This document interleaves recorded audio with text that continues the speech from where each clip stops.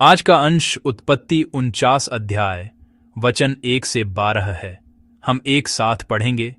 फिर याकूब ने अपने पुत्रों को यह कहकर बुलाया, इकट्ठे हो जाओ, मैं तुमको बताऊंगा कि अंत के दिनों में तुम पर क्या क्या बीतेगा।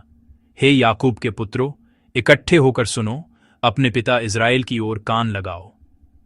हे रूबेन, तू मेरा जेठा, मेरा बल और मेरे पौरुष का पहला फल है। प्रतिष्ठा का उत्तम भाग और शक्ति का भी उत्तम भाग तू ही है। तू जो जल के समान उबलने वाला है, इसलिए दूसरों से श्रेष्ठ न ठहरेगा। क्योंकि तू अपने पिता की खाट पर चढ़ा, तब तूने उसको अशुद्ध किया, वह मेरे बिछौने पर चढ़ गया। शिमोन और लेवी तो भाई भाई हैं, उनकी तलवारें उपद्रव के हथियार हैं। हे मेरे जीव, उनके मर्म में न पड़।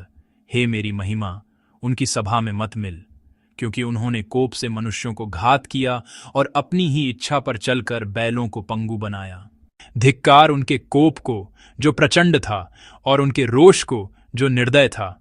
मैं उन्हें याकूब में अलग अलग और इस्राएल में तितर बितर कर दूंगा। हे यहूदा, तेरे भाई तेरा धन्यवाद करेंगे, तेरा हाथ तेरे शत्रुओं की गर्दन पर पड़ेगा। तेरे पिता के पुत्र तुझे दंडवत करेंगे। यहूदा सिंह का बच्चा है। हे मेरे पुत्र, तू अहेर करके गुफा में गया है, वह सिंह अथवा सिंहनी के समान दबकर बैठ गया। फिर कौन उसको छेड़ेगा? जब तक शीलो न आए तब तक न तो यहूदा से राजदंड छूटेगा, न उसके वंश से व्यवस्था देने वाला अलग होगा, और राज्य राज्य के लोग उसके अधीन हो जाएंगे। वह अपने जवान गदहे को दाखलता में और अपनी गदही के बच्चे को उत्तम जाति की दाखलता में बांधा करेगा। उसने अपने वस्त्र दाख मधु में और अपना पहिरावा दाखों के रस में धोया है। उसकी आंखें दाख मधु से चमकीली और उसके दांत दूध से श्वेत होंगे। आमीन। हम देखते हैं कि याकूब ने महसूस किया कि उसके मरने के दिन निकट आ गए हैं, और वह अपने 12 बेटों को बुलाकर उन्हें आशीषें दे रहा है। आज के पाठ में, जिसे हमने एक साथ पढ़ा है, याकूब लिया से पैदा हुए अपने 4 बेटों रूबेन, शिमोन, लेवी और यहूदा को बुलाकर आशीष दे रहा है। याकूब अपने बेटों को आशीष दे रहा है, लेकिन यह आशीष केवल याकूब के व्यक्तिगत विचार या आकांक्षाएं नहीं हैं। यह उसके बेटों के वंशजों अर्थात इस्राएल के 12 गोत्रों के भविष्य की भविष्यवाणी प्रतीत होती है।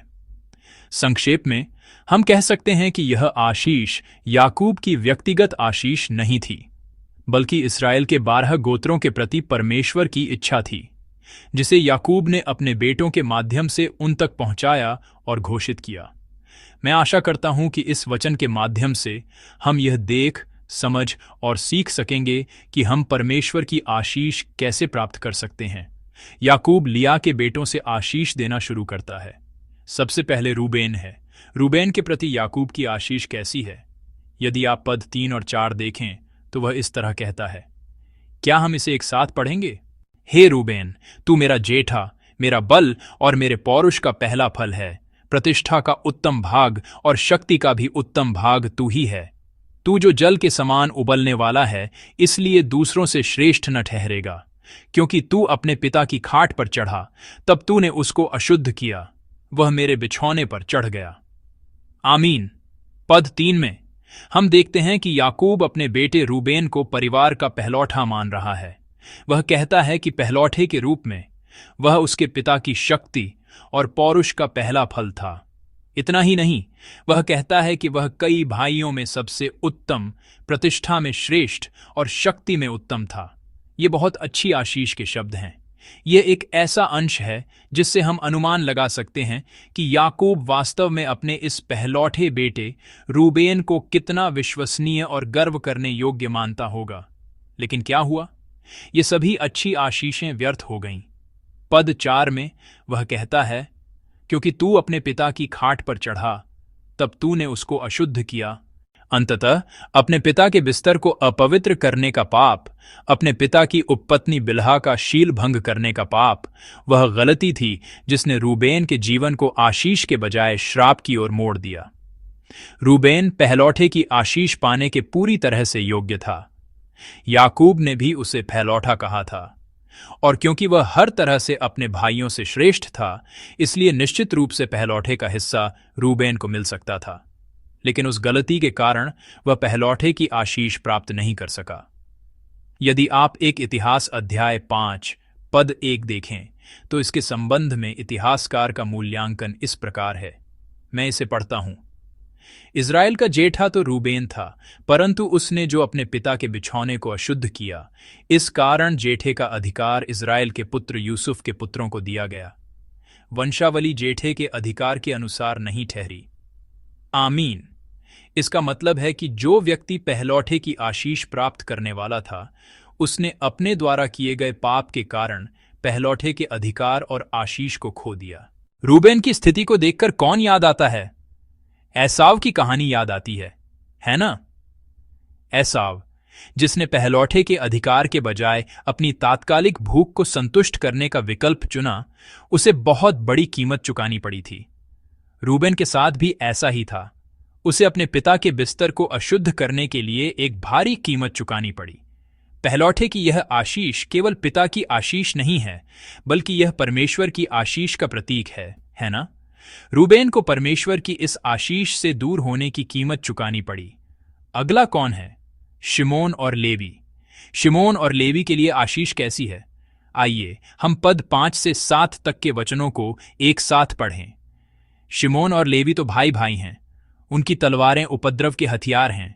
हे मेरे जीव, उनके मर्म में न पड़, हे मेरी महिमा, उनकी सभा में मत मिल, क्योंकि उन्होंने कोप से मनुष्यों को घात किया और अपनी ही इच्छा पर चलकर बैलों को पंगु बनाया। धिक्कार उनके कोप को जो प्रचंड था और उनके रोष को जो निर्दय था। मैं उन्हें याकूब में अलग अलग और इज़राइल में तितर बितर कर दूंगा। आमीन। याकूब अब शिमोन और लेवी को एक साथ मान रहा है।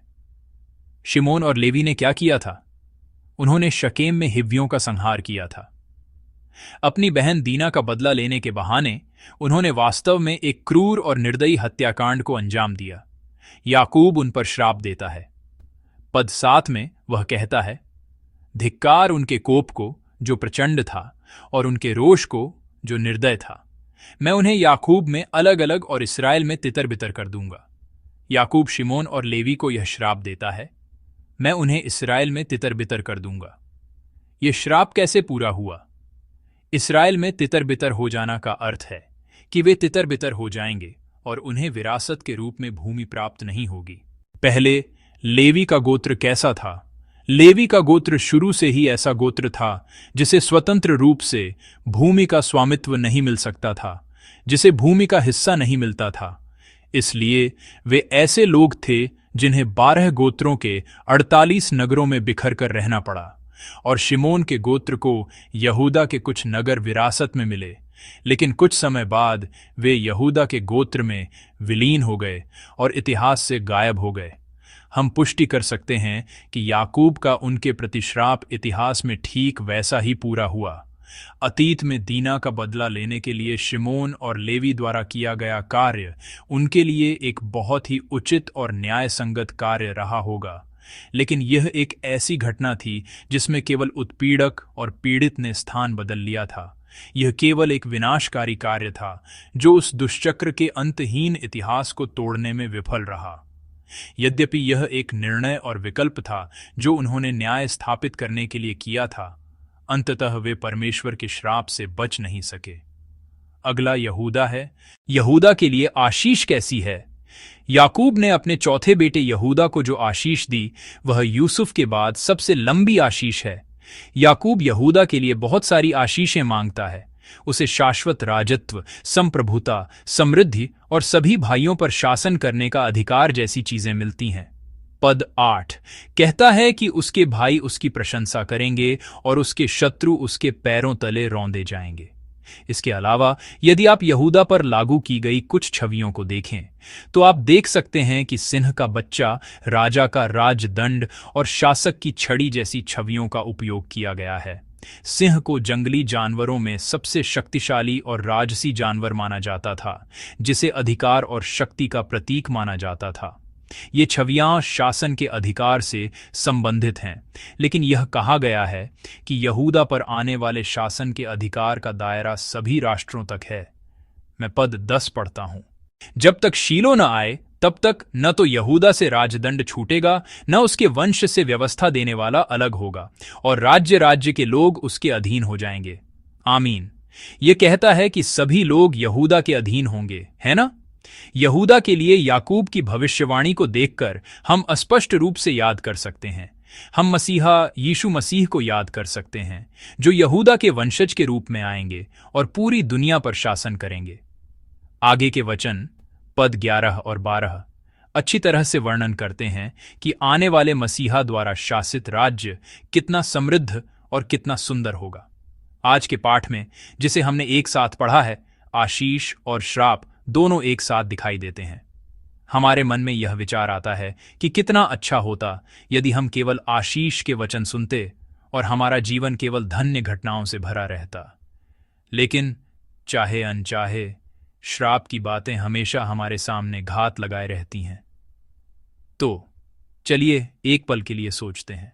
इन तीन व्यक्तियों, रूबेन, शिमोन और लेवी, जिन्होंने श्राप की भविष्यवाणी सुनी, और यहूदा, जिसने आशीष की भविष्यवाणी सुनी, के बीच क्या अंतर हो सकता है? वह क्या है? क्या अंतर हो सकता है?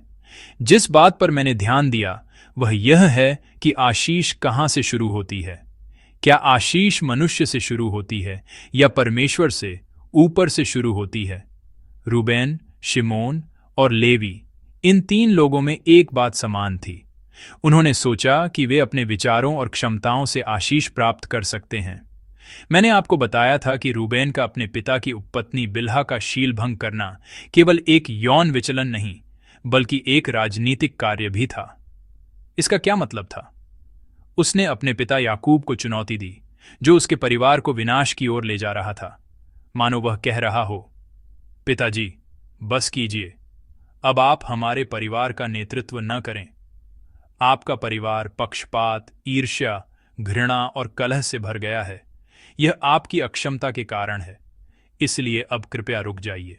इस तरह चुनौती देकर वह मानो यह कहना चाहता था कि वह अपने पिता के नेतृत्व को विरासत में लेगा, एक पहलौठे के रूप में इस विरासत को संभालेगा और परिवार के मुखिया के रूप में कार्य करेगा।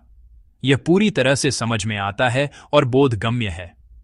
रूबेन वह व्यक्ति था जिसने अपनी स्थिति से इस ढाते हुए वाचा के परिवार को किसी तरह स्थापित करने का प्रयास किया था। और शिमोन और लेवी कैसे थे? उन्होंने जो पाप किया था वह निश्चित रूप से एक बहुत बड़ा पाप था, जिसे किसी भी चीज से धोया या बहाना नहीं किया जा सकता था। लेकिन ऐसा नहीं है कि हम उनके दिलों को नहीं समझते, है ना? आंख के बदले आंख, दांत के बदले दांत की भावना से वे अपनी बहन का बदला लेना चाहते थे। ऐसा करके वे न केवल अपनी बहन को सांत्वना देना चाहते थे, बल्कि उनमें उस पाप से भरे गोत्र को न्याय दिलाने की इच्छा भी थी। उन्होंने उन कामों को इस मन से किया कि उन्हें बुराई को दूर करना चाहिए और न्याय और धार्मिकता स्थापित करनी चाहिए। इन तीन लोगों में एक बात समान थी। उन्होंने सोचा कि वे अपने विचारों, शक्ति और क्षमताओं से आशीष प्राप्त कर सकते हैं, शांति प्राप्त कर सकते हैं। आशीष प्राप्त करने, शांति प्राप्त करने के उनके कार्यों के माध्यम से क्या हुआ? क्या आशीष प्राप्त हुई? क्या शांति प्राप्त हुई? नहीं, ऐसा नहीं हुआ। दूसरी ओर यहूदा कैसा है? पाठ में यहूदा के सही और गलत का न्याय करने का कोई संकेत नहीं है। बेशक यदि आप उत्पत्ति की पुस्तक को देखें तो यहूदा ने अच्छे काम भी किए और बुरे काम भी, लेकिन परमेश्वर यहूदा के पिछले कार्यों या गलतियों का बिल्कुल भी उल्लेख नहीं करते हैं। परमेश्वर केवल यहूदा के लिए आशीष की घोषणा करते हैं। पद 8 में वह इस तरह कहता है, हे यहूदा, तेरे भाई तेरा धन्यवाद करेंगे। जब परमेश्वर यहूदा से कहते हैं तेरे भाई तेरा धन्यवाद करेंगे, तो वह बस यहूदा के जीवन और उसके वंशजों पर आशीष की घोषणा कर रहे हैं। वे आशीष का ऐलान कर रहे हैं। इसका यहूदा के अच्छे या बुरे होने से कोई लेना देना नहीं है। परमेश्वर बस अपनी इच्छा से उसे चुनते हैं और ऊपर से अपनी ओर से आशीष की घोषणा करते और उसे प्रदान करते हैं। यहूदा ने वह आशीष परमेश्वर से प्राप्त की, उसे यह आशीष ऊपर से मिली। इसका क्या मतलब है? यहूदा की कहानी में आशीष प्राप्त करने के लिए कोई मानवीय उत्साह या धार्मिकता दिखाई नहीं देती है। हम केवल परमेश्वर का उत्साह देखते हैं, जो पहले चुनते हैं, आते हैं और आशीष की घोषणा करते हैं। हमारा जीवन कैसा है? आप अपने जीवन में किस चीज से, किस तरह की चीजों से आशीष बनाने और प्राप्त करने का प्रयास कर रहे हैं? क्या आप सोचते हैं कि आपको अपने अनुभव, अपने प्रयास, सांसारिक ज्ञान, योग्यता जैसी चीजों से आशीष को पूरा करना चाहिए, अपने जीवन की शांति को पूरा करना चाहिए? जिस आशीष का हमें आनंद लेना चाहिए और जिसे हमें खोजना चाहिए, वह आशीष नहीं है जो नीचे से यानी मनुष्य से शुरू होती है, बल्कि वह आशीष है जो ऊपर से उंडेली जाती है। हमें उसी को खोजना है। परमेश्वर से शुरू होने वाली, परमेश्वर द्वारा घोषित आशीष को खोजना, उसका आनंद लेना और उसे चखना ही हमारे लिए पर्याप्त है। हम ऐसे संत हैं जो पहले ही उस आशीष का आनंद ले चुके हैं और उसे प्राप्त कर चुके हैं। क्या ऐसा नहीं है? परमेश्वर हम सभी के पास आए, हमारे सही और गलत का न्याय किए बिना, और बस आकर कहा, तुम आशीष का स्रोत बनोगे, और हमें आशीष बनाकर आशीष बांटने वाले जीवन के लिए बुलाया। हम वे लोग हैं जिन्हें स्वर्ग से मिली उस आशीष का आनंद लेना है और उसे दुनिया के साथ साझा करना है। मैं प्रार्थना करता हूं कि आज के दिन हम अपने जीवन में स्वर्ग से उंडेली गई उस आशीष का आनंद लें, उसका अनुभव करें और उसे दूसरों के साथ बांटें।